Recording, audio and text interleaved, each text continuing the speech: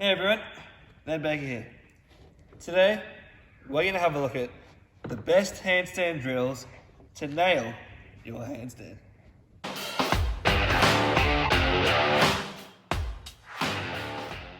You'd think standing on your hands shouldn't be too hard, but it is. You won't just one day be able to kick up into a handstand and hold it for 15 seconds. No, handstands take time and persistence. In fact, almost anything is possible with purpose and persistence. Handstands will challenge this deeply.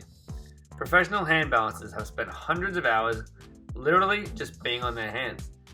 It won't take this long for a beginner, but it can still take a long time.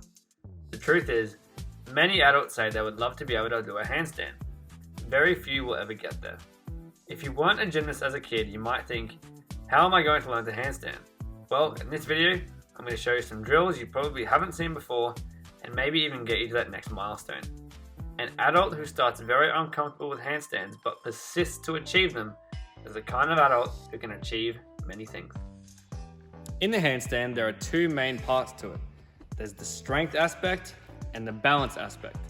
There's also shaping/technique, but that can be worked on in both the strength and the balance parts. There are also two main body parts that are working in the handstand. These are the shoulders and the wrists. Now, the strength part of the handstand is all about building handstand and shoulder strength, whereas the balance aspect of the handstand is all about using your wrists and fingers to find the balance. Okay, so there's two main drills I have for you to work on your strength to your handstand. The first one is handstand walk-ups. So you start with your hands out, feet on the wall. You're gonna walk your feet up, walk your hands in as close as you can, hold it for a bit, walk back out. And then from here, we're gonna do the same thing. Walk in, hold it for a bit, and walking back out. See if you can do 5 in a row.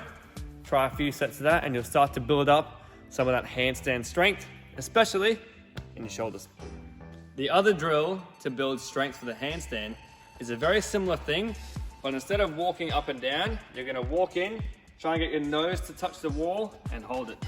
So starting in the same position, walking your feet up, walking your hands in, try and get your nose to touch the wall, and you're just gonna see how long you can hold this position here.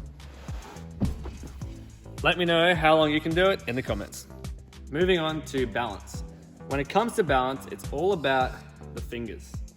A lot of people think about balancing the handstand and you gotta squeeze your glutes to hold it up. That is actually a lie. It doesn't really do anything. It's all about what you're doing with your fingers and wrists. That is how you balance the handstand. The first drill we're gonna work on for balance is something called a gentle wall touch. So instead of facing this way and walking up, we're now going to be facing this way. We're gonna kick up to the wall. So we're gonna go hands a bit out from the wall. Now instead of trying to kick up as hard as you can, what we're gonna try and do is kick up slowly and touch the wall very gently. So hands down, find your position. We're gonna try and kick, nice and gentle touch, back down. Kick, gentle touch, back down. Okay, I want you to do 5 and try and get a really gentle touch. So no slamming, but you don't want to go so gentle that you can't kick up. You need to find that right balance of gently touching the wall and back down. The next drill for balance is nose to wall, swapping leg toe touches. So again, we're gonna face this way. We're gonna put our hands down. You're gonna walk up in towards the wall. You wanna have a little bit of a distance from your hands to the wall. I'm going to have my legs apart, not too wide. And what I'm gonna do is I'm gonna try and take my foot off and swap and put the other foot on. So there's a little portion here where neither of my feet are touching the wall, and I'm actually doing balance with my wrists and fingers. See if you can do 10 swaps and then come down. Now, the next balancing drill is gonna be a back to wall handstand. We're gonna do a split handstand. So for this one, you want your hands a fair bit away from the wall. We're gonna put our hands down. You're gonna kick up. Now see my legs are apart here. I'm to find the wall, and what I'm going to try and do is balance by gently bringing my foot off the wall and finding balance here with my fingers. The final drill for balancing is useful if you have a hallway. Now there's no hallway here, but if you do, this is a great drill you can use. What you're going to do, you're going to go chest to wall and walk up into a handstand on one side. You're going to split your legs and find balance between the walls. Now from here, you can bring your feet off the wall and try and balance using those fingers, feeling the balance as your feet come off both walls in your hallway. Before getting into any handstand work, it's very important to warm up the wrists. So this is a sequence I always do before my handstand training.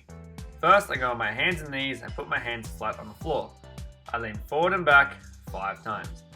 Then I turn my hands out to the side and I do that 3 times. Then my hands go back so my fingers are facing my body and I do that 5 times. This is getting the wrist into extension, which is very important for the handstand. Wrist extension not only protects the wrists from the coming pressure in the handstand, but it also works the tendons of the forearms as they are connected to the elbow joint. From here, I'll turn my hands over so I'm working wrist flexion, not wrist extension this time. And I'll do the same thing, leaning forward and back 5 times, and then I'll go side to side 3 times. This one you'll feel a stretch up through your forearms. Then I move on to ulnar and radial deviations. I make a fist and ensure my thumbs are not on top like it is here. Instead, the thumbs come inside so I get a full range of motion when I roll. So I roll forward as far as I can and back 5 times. This is good preparation if you are going to use parallettes, which I'll talk about later. Then we move on to first knuckle raises. So you want to keep your shoulders above the wrists or slightly forward and raise the wrists while keeping your knuckles on the floor. Then we do the same thing, but this time we go all the way up into your fingertips and you want to lean forward as far as you can. You're only going to have your middle 3 fingers up here and see if you can support yourself. The final exercise is wrist curls. So fists together, squeeze them tight and straighten your arms as much as you can. You'll most likely feel a stretch in the wrists and through the forearms. Okay, finally we're going to have a look at doing handstands on a pair of parallettes or P-bars. Now, when first learning handstands on these, it's going to feel very weird and different. However, after a bit of practice, it's actually going to be much easier on P-bars than using the floor. This is because that radial and ulnar deviation, you have much more range of motion to work with your wrists. So from here, if I kick up, I've actually got a lot more range of motion to control my handstand with my wrists here. And I can stay here for a long time.